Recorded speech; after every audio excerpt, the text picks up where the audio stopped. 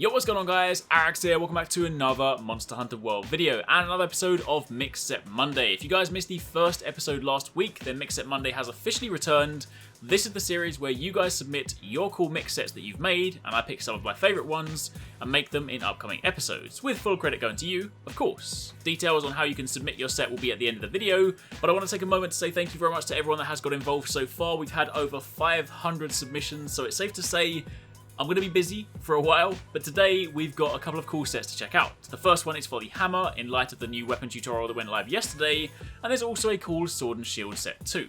It's obviously not possible to feature every set submitted, but rest assured, if your set didn't make it into this week's episode, there is of course a chance it'll be featured in a future episode. Again, if you do want to get involved, then stick around to the end of the video for details on how you can submit your set, but first, let's turn our attention to the mix sets. The hammer set comes from Thagador the Magnificent on the Arekkz Gaming Discord. Loving the outlandish colour scheme you've got going on there, buddy. Pretty sure the monsters will see you from a mile away, but it does do a good job of showing off what components of the armour can and cannot be coloured, for those of you guys looking for some customization. The set is comprised of the Dragon King Eye Patch Alpha, which gives Weakness Exploit, the Diablos Male Beta, giving level 2 Slugger, the Nogigante Vambraces Alpha for level 2 Agitator and level 1 attack boost, the Nogigante Coil Beta for a further 2 levels in attack boost, and the Nogigante Greaves Alpha for level 1 in maximum might and 1 extra level in Agitator. The charm is the Attack Charm 3, and this is also built with the Diablos Shatterer Hammer in mind. Ideally, final form. I'm just missing one last Black Diablos Horn for my upgrade, but for the purpose of this video, it doesn't change the build. On the decoration front, you're then going to want one Elementalist Jewel 2, one Mighty Jewel 2, one KO Jewel 2, one Tenderizer Jewel 2, and one Attack Jewel 1, which is a decoration that everybody should have.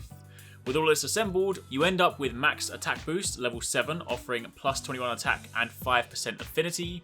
You also have level 3 weakness exploit, which gives you a 50% increase to affinity if you're attacking the weak spot, and as a hammer user, you should, for the most part, be out the head, so that shouldn't be a problem at all.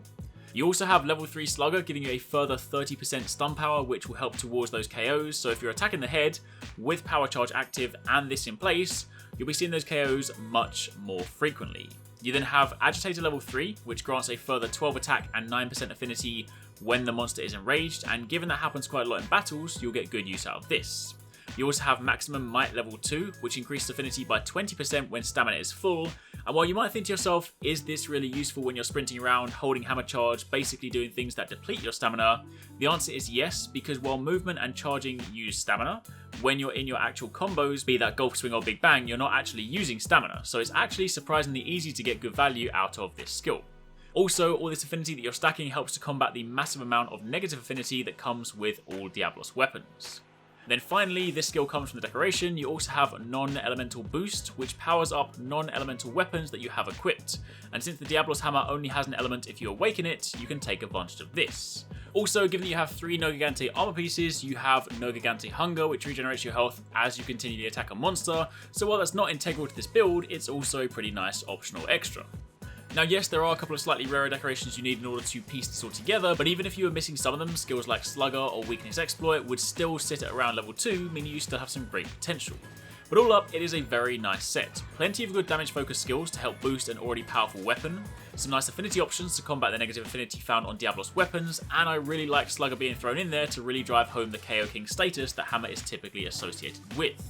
So, if you watched the Hammer tutorial yesterday and thought, I want to pick up that weapon, what set should I make? You definitely can't go wrong with this one.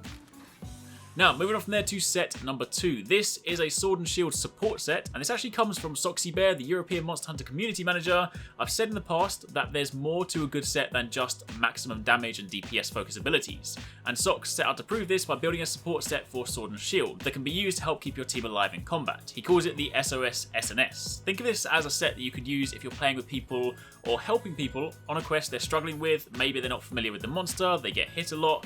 This set allows you to take advantage of the Sword and Shield's ability to use items with your weapon drawn to essentially become a combat medic. You can heal and buff your team thanks to the selection of skills available, and you can also remain really mobile in combat. It's comprised of the Basil Helm Beta for Earplugs level 2, the Basil Male Beta for Guard level 2, the Dober Vambraces Beta for Stamina Surge level 1 and Mushromancer level 1, the Basil Coil Beta for a further 2 levels in earplugs, and the Dober Greaves Beta for some bonus attack boost.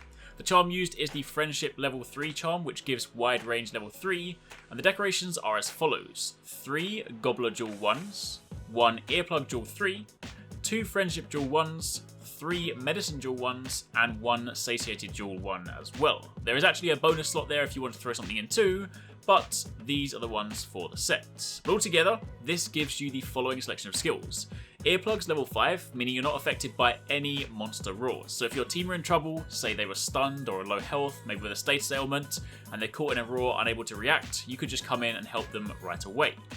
You then have Wide Range level 5, which allows certain items to also affect nearby allies, and level 5 increase the radius at which this takes effect. This means if you drink a potion, your team are also healed. If you drink a demon drug, it'll buff your team too. If you consume a well-done steak, they'll benefit from that. You eat a nullberry to negate a status ailment. You get the idea. The point is, you're able to heal, buff, and support your team, all whilst fighting at the same time. Recovery up level 3 increase the amount of recovered health when restoring health, meaning items like potions suddenly become more valuable, and mega potions heal more than they normally would, and since you have wide range, this also applies to your team. Speed eating allows you to consume items much quicker, again handy for using items mid-combat and distributing that heal or that effect amongst your team with wide range. Attack boost is just a bonus skill to bring up the baseline, give you a little bit more power in combat. Guard level 2 helps a little if you're going to be blocking any attacks. Stamina Surge level 1 speeds up stamina recovery by 10%.